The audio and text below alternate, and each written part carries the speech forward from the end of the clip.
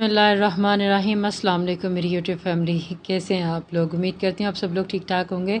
Sorry, आप लोग मेरे को गालियाँ दे रहे होंगे कि ये एपिसोड छोड़ के किधर भाग रही है।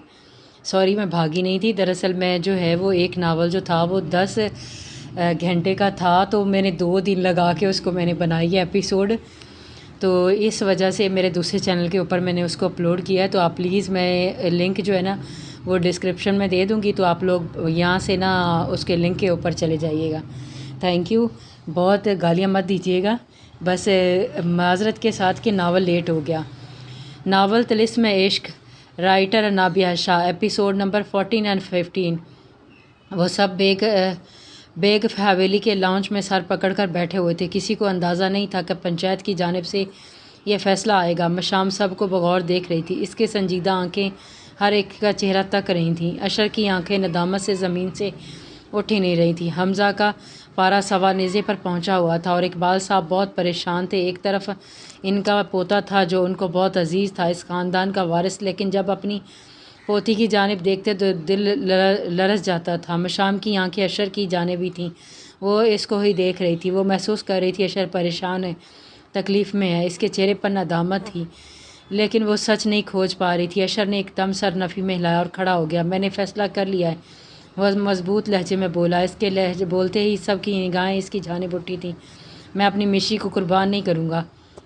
मैं तैयार हूँ दादा कत्ल होने के लिए। इसकी बात सुनते ही लाउंज में बैठे सारे नफूस एक साथ खड़े हुए थे, सवाए मिशी के और हमज़ा के। ये कैसी बातें कर रहे थे आप। अशर की बीवी एकदम रोते हुए बोली, मेरा नहीं तो अपने इस छोटे से बेटे के बारे में ही सोच लें जो चंद महीने का ही है। आप क्यों ऐसा कर रहे हैं? आप अपने साथ साथ हम सब को पर जुल्म कर रहे हैं। तुम क्या चाहती हो, मैं अपनी मिशी को मरने के लिए छोड़ दूँ? वो एकदम बेबसी से बोला था। मिशाम अभी भी संजीदगी से इसकी जानिब देख रही थी। ब्लैक पैंट, वाइट शर्ट, बाल पोनी टेल में मुकीद थे, चेहरा बिल्कुल संजीदा था। वो बगौर सबको देख और सुन रही थी।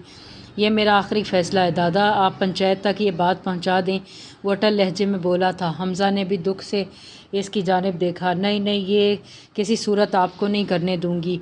मेरी बात को समझने की कोशिश तो करे। मशाम, तुम ही समझाओ ना अपने अदा को। जब इसने देखा अशर कोई रिस्पॉन्स नहीं दे रहा था तो इसने मशाम को मुखातिब किया। ये कैसी बेवकूफ़ी वाली बातें कर रहे हैं। अगर ये फ़ैसला पंचायत में पहुंच गया तो हम इनको खो देंगे। मशाम, कुछ तो बोलो। वो अभी नवाज़ खामोश थी। सब मिसेस आशर यानी महविश को ही देख रहे थे। वो रोते रोते मशाम के कदमों पर बैठ गई। मशाम, प्लीज़ मेरी नहीं तो अपने भतीजे के लिए मान जाओ। क्या तुम जी पाओगे इस दुख के साथ कि तुम्हारी वजह से तुम्हारे अदा इस दुनिया से चले गए हैं? तुम्हारे पाँव पकड़ती हूँ, प्लीज़ इनको अपने कदमों में बैठते देखकर इसने सराइया से इनको उठाया और अपने बराबर में बिठाया। आप परेशान नहीं हो, मैं अदा को कुछ नहीं होगा। मैं भतीजा बिना बाप के ज़िंदगी नहीं गुजारेगा। आप परेशान नहीं हो, अभी ज़िंदा हूँ मैं। और भाभी, अगर भाई ने ये हरकत करी है तो सज़ा इन्हें लाजमी मिलेगी। आप अपने आप को इस चीज़ के लिए तैयार रखें और मुझे दुख नहीं होगा, क्योंकि मुजरिम को सज़ा मिलनी चाहिए। जितने अजीज़ हमें ये हैं, इतना ही अजीज़ मुझे मुस्तफ़ा भी था। इसलिए मैं इंसाफ से काम लेना चाहती हूँ। मुझे थोड़ी बात करनी है अकेले में अदा से। प्लीज़ आप सब हमें अकेला छोड़ दें। एक सेकंड मशाम, क्या मतलब है इस सारी बात का? हमज़ा एकदम हत्थे से उखड़ा था। हमज़ा, खामोश हो जाओ, अपने कमरे में जाओ, मैं देख लूँगी मुझे क्या करना है। मशाम, बेग दिल और दिमाग दोनों में बिठा लो। मैं तुम्हें कुर्बानी का बकरा किसी सूरत नहीं बनने दूँगा। जिसने गुनाह किया इसको सज़ा मिलेगी, अगर मौत नहीं तो उम्र कैदी। तुम किसी सूरत में नहीं भुगतोगी। वो तैश से बोला था। वो सब कुछ भूल गया था कि कुछ याद था तो ये कि इस टाइम जुल्म इसकी बहन के साथ हो रहा था। हमज़ा, बकवास बंद। मुझे अपना अच्छा बुरा पता है और तुमसे ज़्यादा ज़िंदगी का तजर्बा भी है, इसलिए खामोश हो जाओ, मैं देख लूँगी मुझे क्या करना है। लेकिन मिशी वो एहतजाज करने लगा। मुनीर बेग भी ज़ब्त से बोले, हमज़ा बे, खामोश हो जाओ। मशाम समझदार है, वो देख लेगी ना। लेकिन बाबा, वो कुछ आगे कुछ नहीं बोलता है। मशाम एकदम गुस्से से बोली, आप सब मुझे और अदा को अकेला छोड़ना पसंद करेंगे? प्लीज़ नहीं, मैं यहीं रुकूंगा, ये मेरी ज़िद है। हमज़ा, क्या हो गया तुम्हें? अगर मैं यहाँ नहीं रुका तो ईंट से ईंट बजा दूंगा। अशर बिल्कुल खामोश तमाशाई बना हुआ था। मशाम ने ज़ब्त से जबड़े बीछी और साबत में सर हिलाया। सब एक एक करके अपने अपने कमरों में चले गए थे।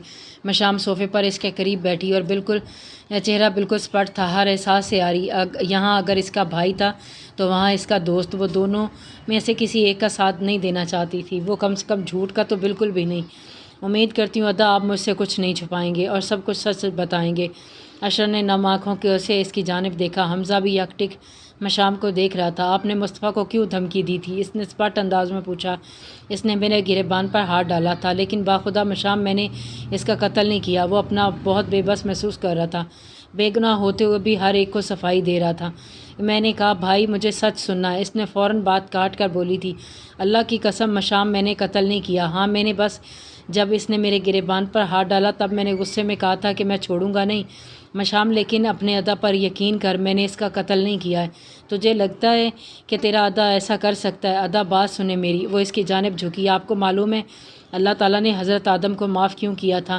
کیونکہ انہوں نے اپنا گناہ تسلیم کیا تھا اور اپنے گناہ پر نادم ہوئے تھے، پشیمان ہوئے تھے۔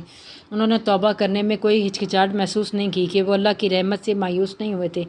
اگر آپ نے قتل کیا ہے تو آپ بھی گناہ گار ہیں، اور آپ کو پتہ ہے اللہ نے شیطان کو کیوں نہیں معاف کیا تھا؟ اسے نہ اپنے گناہ کا احساس ہوا، نہ اس نے گناہ کو تسلیم کیا۔ پچھتاوا اور شرمندگی کی بجائے وہ اپنے گناہ پر مغرور ہو گیا۔ وہ توبہ کرنے کی بجائے اپنے گناہ پر ڈٹا رہا۔ وہ اللہ کے رحم اور اللہ کے فیصلے سے مایوس ہو گیا تھا۔ ایک بات یاد رکھنا، اللہ اپنے ہر بندے کو دیکھتا ہے۔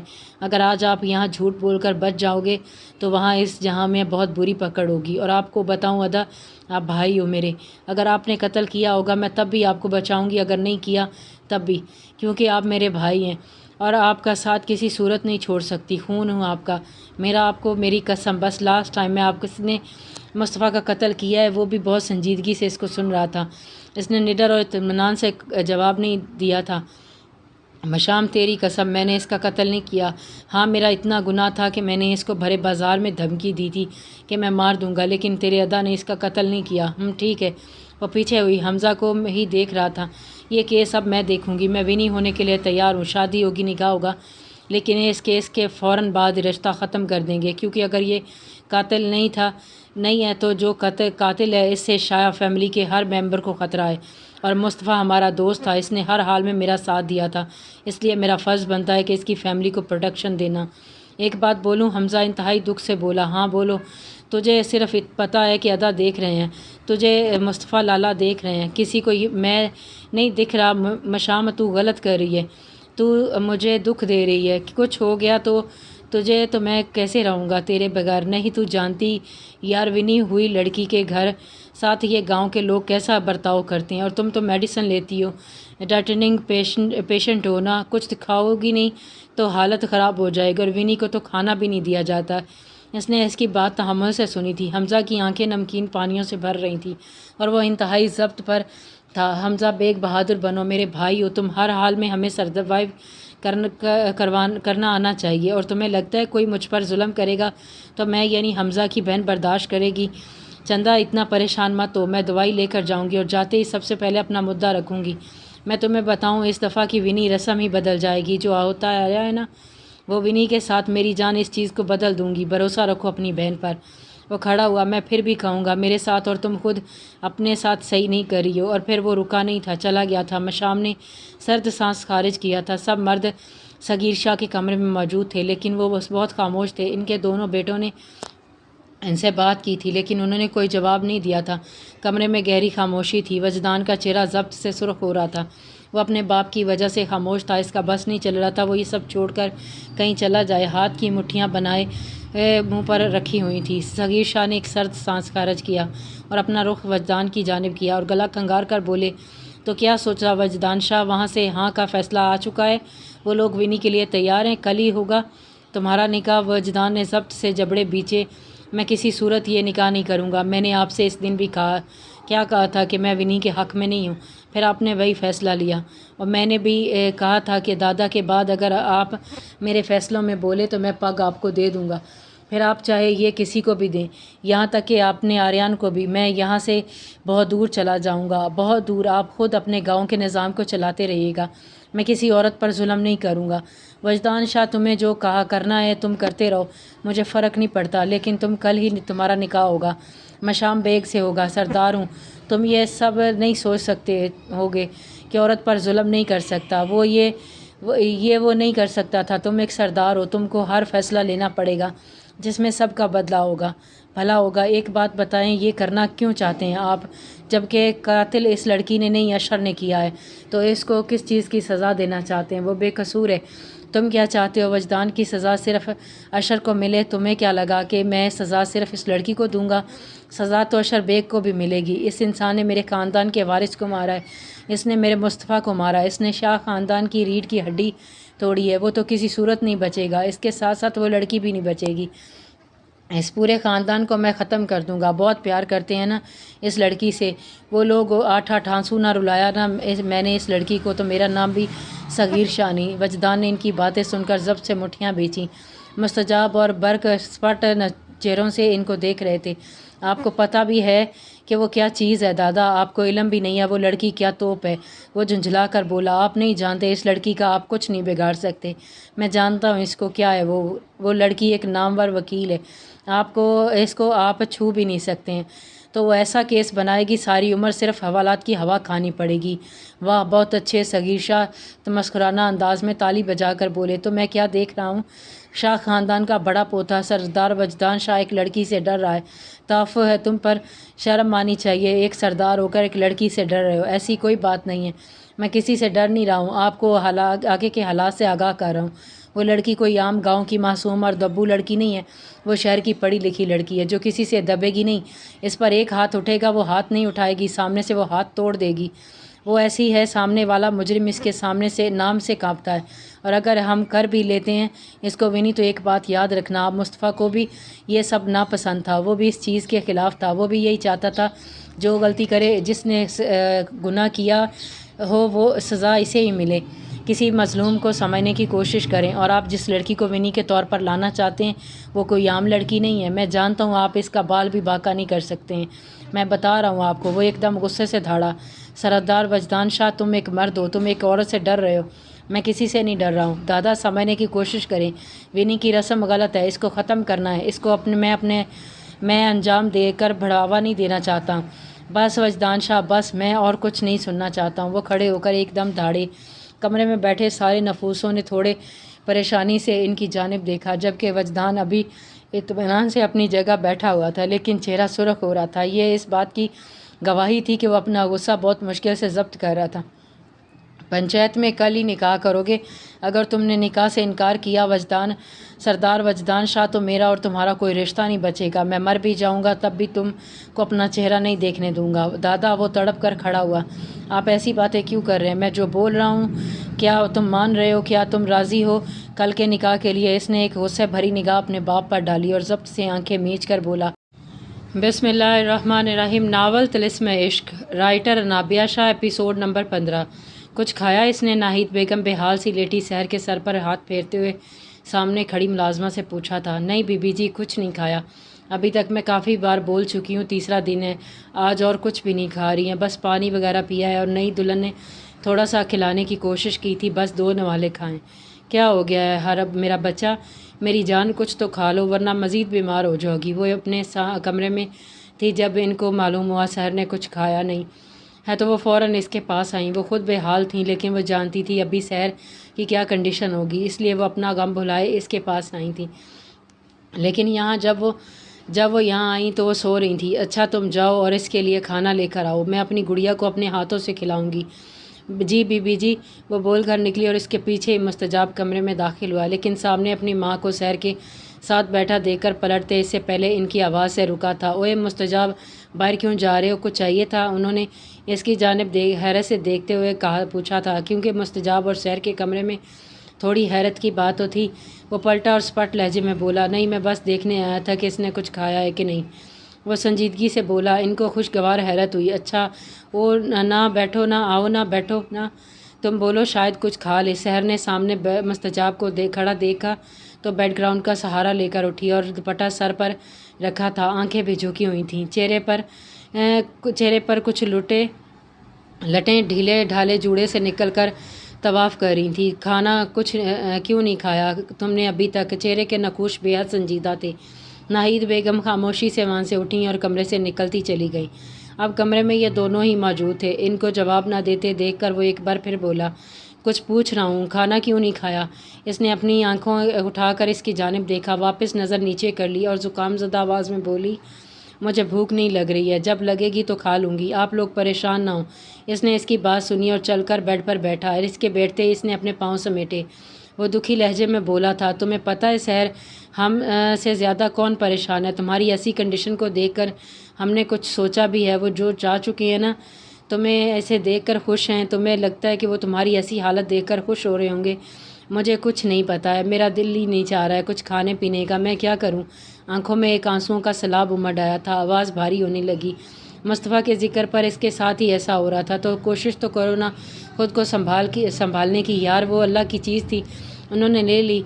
और वो ये बात किस ज़ब्त से बोल रहा था कि वो खुद जानता था, और इसका मालिक माँ को देखा है, इनका तो जिगर का टुकड़ा है ना, लेकिन देखो उन्होंने भी तो खुद को समझाया है ना और ख़ुद को ठीक किया है ना। किसी के चले जाने से दुनिया रुक थोड़ी जाती है। हाँ, तकलीफ़ बहुत होती है, एक वक्त आता है कि हमें ऐसा लगता है हम जी नहीं पाएंगे, लेकिन सहर सब जी जाते हैं। देखो मैं तो तसव्वुर भी नहीं कर सकता कि लाला हमारे बीच नहीं होंगे तो हम क्या करेंगे, लेकिन देखो आज तीसरा दिन है, हम ज़िंदा हैं, बात कर रहे हैं, सांस ले रहे हैं। मैं जानता हूँ तुम्हारे लिए ये सब बातें बेमानी हैं, क्योंकि तुम बहुत प्यार करती थी इनसे और वो भी तुमसे, इसीलिए वो तुमको ऐसी कंडीशन में देखकर बहुत परेशान हो रहे होंगे। और ना कितना प्यार करते थे तुमसे, वो कितने खुश होंगे अपनी छोटी बहन को ऐसी हालत में देखकर। वो इसको बिल्कुल मुस्तफ़ा की तरह संभालने चाह रहा था और इसने अपनी नमी ज़दा आँखों से इसकी जानिब देखा। वो बेहद बेबसी से बोली, मुझे बस एक दफ़ा वो ला दें, मैं बिल्कुल ठीक हो जाऊंगी, बस एक दफ़ा। इसका लहजा भीगा हुआ था, चेहरा इन 3 दिनों में बिल्कुल मुरझा गया था। मुस्तजाब कुछ बोलता इससे पहले मुलाजमा कमरे में आई। साहब जी, वह बीबी जी ने ये खाना भेजा है और बोला है सहर बीबी को लाजमी कुछ ना कुछ खिला दें, हम यहाँ रख दो। इसने ट्रे रखी, उल्टे पैर ही कमरे से निकलती चली गई थी। मैं कुछ नहीं खाऊंगी, मेरा दिल नहीं है। वो खाने को देखते हुए बोली, खामोशी सहर, थोड़ा सा लाजमी खाओ, जानती हो ना मुस्तफ़ा लाला को बोलते थे कि रिज़्क़ सामने हो और इसकी नफ़ी करना गोया रिज़्क़ की बेहुरमती के बराबर है। चलो खामोशी से खाना खाओ। लेकिन वो कुछ बोलती मुस्तजाब की आंखें दिखाने पर खामोश हो गई और छोटे छोटे नवाले खाने लगी, और वो भी कुछ मुतमईन हो गया था। खामोशी से एक नज़र इसको देखा और वापस अपने कमरे की जानिब चला गया। वो कमरे में दाखिल हुई तो कमरा अंधेरे में डूबा हुआ था। थोड़े गौर से देखने में इसको हमज़ा खिड़की के पास बैठा नज़र आया। कमरे की लाइट ओपन की तो इसने झुंझला कर दरवाजे की जानिब देखा। वहाँ मशाम को खड़े देखकर वापस अपना रुख खिड़की की जानिब कर लिया था। इसने नफ़ी में सर हिलाया और इसकी जानिब बढ़ी। इसने इसकी मौजूदगी महसूस तो कर ली थी, लेकिन हुन्नवाज़ ऐसे ही बैठा रहा जैसे इसके अलावा कमरे में कोई मौजूद ही ना हो। इसने होंठ बीचे और चेयर साथ खींच कर बैठ गई। कमरा में 5 मिनट तक बिल्कुल खामोशी रही। फिर वो गला खंगार कर बोली, हमज़ा क्या हम थोड़ी देर बात कर सकते हैं? इसने गर्दन घुमाकर इसकी जानिब देखा और नफ़ी में ज़रे लाया। प्लीज़ एक दफ़ा मेरी बात सुन लो, मुझे समझाने का मौका तो दो यार।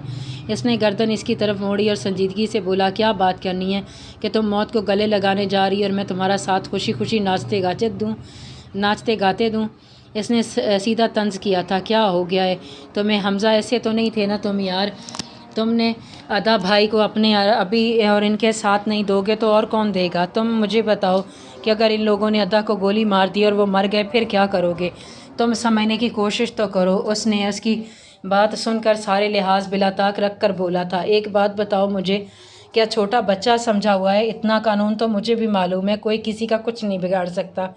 तुम खुद एक वकील हो, तुम सब कुछ हैंडल कर सकती हो। लाला को हम शहर शिफ्ट करेंगे और इनका केस हम अदालत में करेंगे, फिर देखते हैं कौन अदा को मारेगा। मिशी क्यों मौत को गले लगाना चाहती हो? मेरी सिर्फ एक भी बहन है, अगर तुम्हें कुछ हो गया तो मेरा क्या होगा? वो पहले से गुस्से से और आखिर में बिल्कुल बेबसी से बोला था। इसने उसकी सारी बात सुनी और इसका हाथ थामे हमज़ा कुछ नहीं बोला था। जानते नहीं हो क्या तुम? मुझे ब्लैक बेल्ट हूँ, कोई मुझे छू भी नहीं सकता है, तुम क्यों इतना डर रहे हो? मैं हूँ ना, सब देख लूँगी। वो इसको हर हालत में समझाना चाहती थी, वो चाहती थी कि वो मान जाए। मेरा दिल नहीं मान रहा है, वो भीगे लहजे में बोला। तुम्हें दुश्मन के नरगे में भेजने का वो दुखी सा बोला था। अच्छा जी, ये बात है, इस दुश्मन के नरगे में अपनी हिफ्ज़ा भी है। मिस पटाखा कोई भी छू भी नहीं सकता है इसकी मौजूदगी में। जानते नहीं हो क्या चीज़ है वो? इसके ज़िक्र पर एक आसूदा सी मुस्कुराहट इसके चेहरे पर आई। मुझसे ज़्यादा कौन जानता है इसको, एक वक्त साथ गुजरा है। اس کی بات سن کر اس نے اس کا شانہ پر اپنا ہاتھ رکھا اور کھڑی ہو گئی۔ زیادہ سوچنے کی ضرورت نہیں ہے، میں ہوں نا، سب دیکھ لوں گی، تم پریشان نہ ہو، وہ بول کر جانے لگی۔ دروازے تک ہی پہنچی ہوگی، پھر اس کی پکار پر رکی۔ بات سنو مشی، میں تمہارے نکاح کے بعد میں یہاں نہیں رکوں گا، واپس اپنے گھر چلا جاؤں گا، لیکن حمزہ ابھی ضرورت ہے تمہاری سب کو۔ پلیز مشی، مجھے اس چیز کے لیے فورس مت کرو۔ وہ کچھ اور بھی بولنا چاہتی تھی، لیکن پھر کچھ سوچ کر خاموش ہو گئی۔ اچھا ٹھیک ہے، تمہیں جو ٹھیک لگے وہ کر لو، لیکن تم میری طرف سے بے فکر ہو جاؤ، میں سب دیکھ لوں گی۔ اس نے ہلکی مسکراہٹ سے سارا ثابت میں ہلایا۔ میں تمہیں بتا رہی ہوں، میں نہیں رہوں گی یہاں پر۔ وہ ایک دم کمرے میں داخل ہوتے ہوئے حلق کے بل چپکی برق نے چھوٹی انگلی اپنے کان میں ڈالی۔ آہستہ بولو، یہی ہوں، مریخ پر نہیں بیٹھا ہوں تو اتنا چیخ رہی ہوں۔ وہ ناپسندیدہ ظاہر کرتے ہوئے بولا تھا۔ وہ زیادہ ہیرو بننے کی ضرورت نہیں ہے، میں تمہیں بتا رہی ہوں، میں تمہارے ساتھ اس گھر میں نہیں رہوں گی۔ وہ غصے سے نتھے پھلا کر بولی تھی۔ کیوں؟ باہر سے کیا کسی سے مار کھا کر آئی ہو جو انگارے اگل رہی ہو؟ وہ مزے سے اس کا سرخ ہوتا چہرہ دیکھ کر بولا تھا۔ کوئی پیدا نہیں ہوا جو حفظہ پر ہاتھ اٹھائے۔ آئی بات سمجھ، لیکن جہاں تک مجھے یاد پڑتا ہے تمہیں پہلے دن میری امی نے سلامی میں تھپڑ ہی ملا تھا۔ حفظہ کی آنکھیں اور منہ یکدم کھلا۔ یو چیپ انسان کیسے ہو تم پر تمہارا منہ توڑ دوں گی میں تمہارا۔ ویسے حفظہ جانی، میرا دل بڑا ہے، کوئی میرا منہ توڑے، کیونکہ مجھے دیکھنا ہے منہ کیسے توڑا جاتا ہے۔ وہ بھی دباباً جواب دے کر بولا تھا۔ ساری باتیں گئی بھاڑ میں، کان کھول کر سن لو میری بات۔ میں یہاں کسی صورت تمہارے ساتھ نہیں رہوں گی۔ اس کا غصہ کسی طور کم نہیں ہو رہا تھا، لیکن میں تمہیں 10 بار بول چکا ہوں، تمہیں یہاں سے جب تک نہیں جانے دوں گا جب تک تم مجھے میرا قرضہ نہیں چکانے دیتی ہو۔ وہ حتمیں بولا تھا۔ ایک بات بتاؤں، کہاں سے لا کر دو تمہیں اتنا پیسہ؟ جانے تو دو مجھے، باہر وہیں سے کما کر لا کر دوں گی نا۔ وہ رونے جیسی شکل ہو گئی تھی۔ وہ تو مشکل ہے، کیونکہ میں کبھی نہیں جانے دوں گا تمہیں باہر کمانے پر۔ یہ میرے خاندان کی روایت کے خلاف ہے، ہمارے خاندان کی عورتیں نوکریاں نہیں کرتی ہیں، سو یہ خیال اپنے دماغ سے نکال دو۔ وہ اپنا تکیہ ٹھیک کرتے ہوئے بولا۔ اس کی جانب سے سمجھو بات ختم ہے، لیکن اس کو کیا پتا تھا کہ بات تو اب شروع ہوگی۔ ایک سیکنڈ انکل صاحب، یہ عورت کس کو بولا؟ اور لفظ تو اس کو آگ ہی لگا گیا تھا۔ کس انگل سے میں تمہیں انکل لگتا ہوں؟ وہ اسپشٹ سے لہجے میں بولا۔ تو میں تمہیں کس اینگل سے عورت لگتی ہوں؟ میں نے تمہیں عورت نہیں کہا تھا، میں نے یہ کہا تھا کہ ہمارے خاندان کی عورتیں، اب تمہاری جنس تو عورت ہی ہے نا، تو پھر برتھ سرٹیفکیٹ پر جنس والی جگہ پر لڑکی یا بچی لکھا تھا۔ وہ بالکل سنجیدگی سے بات کر رہا تھا، لیکن آنکھوں میں شوخی واضح تھی۔ میں نے پہلے بھی تم کو کہا تھا، فضول گوئی سے میرے سامنے پرہیز کیا کرو۔ وہ سامنے پر ہاتھ باندھ کر بولی۔ ویسے ایک بات بتاؤ، وہ پوری طرح سے اس کی طرف متوجہ ہوا، کیا غصہ کرنا اور لڑنا تمہارا پسندیدہ مشغلہ ہے؟ تمہیں میں جھگڑالو لگتی ہوں؟ تم خود ہوگے جھگڑالو، لڑاکو، بدتمیز اور پتہ نہیں کیا کیا۔ میں کچھ بھی نہیں ہوں، سمجھ آئے بڑے چومو کہیں کے۔ وہ تو ہتھے سے اکھڑ گئی۔ ویسے حفظہ، میں نے صرف یہ کہا تھا تمہیں غصہ کرنا پسند ہے، میں نے یہ کب کہا کہ تم جھگڑالو لڑاکا ہو؟ یہ سب تو تم نے خود سوچا۔ اور یہ چومو کیا ہوتا ہے؟ وہ تھوڑا سوچنے والے انداز میں بولا تھا۔ کیوں بتاؤ میں تمہیں، ایک نمبر کے چومو ہو تم، فضول انسان۔ وہ مزید اس کو آگ لگاتے ہوئے بولی۔ برق نے ایک نظر گھڑی کی جانب دیکھا جو رات کے 10 بجا رہی تھی۔ تمہارے موڈ کیا لڑنے کا ہے؟ وہ بیزار سا بولا۔ میری مرضی، میں لڑوں جھگڑوں غصہ کروں، تم کون ہوتے ہیں پوچھنے والے؟ میں اس کمرے میں رہنے والا ایک انسان ہوں، اور رات کو کافی ہو گئی ہے تو اس انسان کو نیند آتی ہے تو اس کو سونا بھی ہوتا ہے، تو آپ کی اجازت ہو تو میں سو جاؤں؟ وہ بول کر لیٹنے لگا۔ اس کو سوتا دیکھ کر وہ ایک بار پھر بولی۔ تو تمہیں کیا لگتا ہے میں چڑیل ہوں جو ساری رات جاگتی رہتی ہوں؟ میں بھی انسان ہوں، مجھے بھی سونا ہوتا ہے۔ ہاں تو چڑیل، انسان، آپ بھی سو جائیں، کیونکہ میرا آفس ہے بھی صبح۔ اچھا بات سنو، پھر سو جانا۔ اب کیا ہے؟ رخ اس کی جانب کیا تھا وہ بولنا تھا کہ تم بول رہے تھے نا کہ میں تمہاری اسسٹنٹ کی جاب کر سکتی ہوں، تو میں تیار ہوں۔ واپس کروٹ لے کے چکا تھا۔ اس کی بات سن کر مسکرایا اور ہونٹوں کا کون دبا کر اپنی ہنسی کو روکنے کی کوشش کرتے ہوئے بولا، لیکن وہ آفر تو صرف صبح تک ہی محدود تھی، اب نہیں ہے، اب تم گھر پر ہی رہو گی۔ میں اس دن ہی راضی ہو گئی تھی، لیکن تم میرے اٹھنے سے پہلے کام سے باہر چلے گئے تھے۔ اس کے بعد مصطفیٰ لالا کا انتقال ہو گیا، اس لیے وقت نہیں ملا۔ اس کی بات سن کر اس کے مسکراتے لب سکڑے اور وہ سنجیدہ سا پلٹا۔ صبح ٹائم سے تیار ہو جانا، ہم ساتھ چلیں گے، اور اب کمرے کی لائٹ آف کر دو، مجھے نیند آئی ہے۔ وہ بھی اس کو مزید بات نہ کرتے دیکھ کر منہ بناتے ہوئے صوفے کی جانب بڑھ گئی تھی۔ وہ وقت بھی آ گیا تھا جس نے بیگ خاندان کی دھڑکنیں تک روک دی تھی۔ مشام بلیک شلوار قمیض اور بلیک ہی سر پر دوپٹہ جمائے اسپٹ سے انداز میں بیگ حویلی کے مین انٹرس پر کھڑی تھی۔ ہاتھ میں ایک سوٹ کیس بھی تھا اور اپنی ماں کو دیکھ رہی تھی جو حمزہ کے سینے سے لگی زاروں قطار آنسو بہا رہی تھی۔ ایسا ہی کچھ حال منیر بیگ کا بھی تھا۔ ان کا کلیجہ منہ کو آ رہا تھا اپنی بیٹی کو ونی کرتے دیکھ کر۔ حمزہ نے ایک کاز سے مشام کی جانب دیکھا، شاید وہ اپنا فیصلہ واپس لے لے، لیکن وہ بھی اپنے نام کی پکی تھی۔ سب کو اگنور کر کے وہ اشر کی جانب بڑھی جو بے بس سا ایک کونے میں کھڑا تھا، آنکھیں زمین پر تھیں، چہرہ اور کندھے جھکے ہوئے تھے۔ وہ قریب آئی اور سنجیدہ نگاہوں سے اس کو دیکھا اور اس کے کندھے پر اپنا ہاتھ رکھا۔ اپنے اسپٹ لہجے میں بولی، زیادہ سوچنے کی ضرورت نہیں، آدھا میں ہوں نا، سب اپنی مرضی سے کر رہی ہوں، آپ کا کوئی قصور نہیں ہے اس میں، اور بھروسہ رکھیں جس مقصد کے لیے میں جا رہی ہوں انشاءاللہ ضرور کامیاب لوٹوں گی۔ میں ونی آپ کی وجہ سے نہیں ہو رہی ہوں، اپنے دوست کی وجہ سے ہو رہی ہوں۔ میں چاہتی ہوں ہر حال میں اس کو انصاف ملے۔ اس کی بات سن کر اشر نے اپنا سر اٹھایا تھا اور خاموشی سے اس کو اپنے سینے میں بھیچا، کندھے پر تھوڑی رکھ کر بے آواز آنسو بہانے لگا۔ وہ اس کے آنسو اپنے کندھے پر گرتے محسوس کر سکتی تھی۔ اس نے اپنا ہاتھ اس کی کمر پر رکھا اور اس کو رام کرنے لگی۔ آپ پریشان نہ ہو، سب دیکھ لوں گی، بس میری کامیابی کی دعا ضرور کرنا، اپنا خیال رکھنا ہر حال میں۔ میرے ساتھ کچھ برا نہیں ہوگا، کیونکہ اللہ اس انسان کے ساتھ کچھ برا نہیں، کبھی کچھ غلط نہیں کرتا ہے جو کسی کے ساتھ غلط نہیں کرتا، اور ہم تو بے قصور ہیں، تو ہم دونوں نے کچھ نہیں کیا، تو میرا مالک ہم دونوں کے ساتھ کچھ غلط نہیں کرے گا۔ یہ بس آزمائش کا وقت ہے، اس میں آپ نے اللہ کی رسی تھامنی ہے۔ وہ بول کر اس سے آرام سے الگ ہوئی اور بیچ میں آئی اور بلند آواز میں بولی، آپ سب کو پریشان ہونے کی قطعی کوئی ضرورت نہیں ہے، سب اپنا خیال رکھنا، اور میری طرف سے پریشان ہونے کی ضرورت نہیں ہے، میں ہوں نا، سب ٹھیک کر دوں گی۔ اپنے رب پر بھروسہ رکھیں، وہ کسی کے ساتھ کچھ غلط نہیں کرنے دے گا۔ اور ماں آپ بھی مت رو اتنا، میں جلدی آپ لوگوں کے پاس ہوں گی، میں جانتی ہوں آپ بہت پیار کرتے ہو مجھ سے، لیکن وہ رب جو 70 ماؤں سے زیادہ پیار کرتا ہے نا، وہ کیا اپنے بندے کو کچھ غلط فیصلہ لینے دے گا؟ وہ اپنے بندے کو پریشان دیکھ سکتا ہے؟ نہیں نا، تو پھر آپ بھی مت رو، اپنا اتنا پریشان مت ہو، اور بابا آپ میری ماما کا خیال رکھنا، اور پلیز مت پریشان ہونا، بار بار بول رہی ہوں، کچھ بھی نہیں ہوگا مجھے۔ وہ ان سب سے بول کر اقبال صاحب کی طرف مڑی تھی۔ دادو چلیں، انہوں نے بے ساختہ ہاتھ اس کے آگے جوڑے، ہمیں معاف کر دو، ہم کچھ نہیں کر پائے تمہارے لیے۔ دادو what is this, are you mad? وہ فوراً ان کے قریب آئی، یہ کیا کر رہے ہیں آپ؟ اور ان کے ہاتھ تھامے جان ہوئی تھی۔ آپ میری ہو، جان ہو آپ میری زندگی، میرا سب کچھ، اور بڑے چھوٹوں کے آگے ہاتھ نہیں جوڑتے، آپ کی پوتی آپ کا غرور ہے نا، یہ بولتے ہو نا آپ، پھر آپ دیکھنا یہ بھروسہ ہمیشہ قائم رہے گا، میں ضرور واپس آؤں گی اور صحیح سلامت، مجھ پر یقین رکھیں۔ اب چلتے ہیں، ہمیں اجازت دیں۔ آپ سب نے ایک ساتھ نفی میں سر ہلایا۔ حمزہ قریب آیا اور نم سی آواز میں بولا، پلیز مت کرنا اتنا بڑا ظلم اپنے ساتھ حمزہ، بس ہو گئی نا میری اور تمہاری بات، اب چپ ہو جاؤ۔ دادو چلیں، پنچایت میں ہمارا انتظار ہو رہا ہوگا۔ اس نے اقبال صاحب کا ہاتھ پکڑا اور ان کے ہمراہی حویلی سے باہر نکل گئی تھی۔ پیچھے منیر بیگ اپنی آنسو صاف کرتے ان کے پیچھے گئے تھے۔ حمزہ بھی ان کے پیچھے ہی بھاری قدموں سے نکلا تھا۔ سہرش بیگم نے فوراً نسرین بیگم کو تھاما۔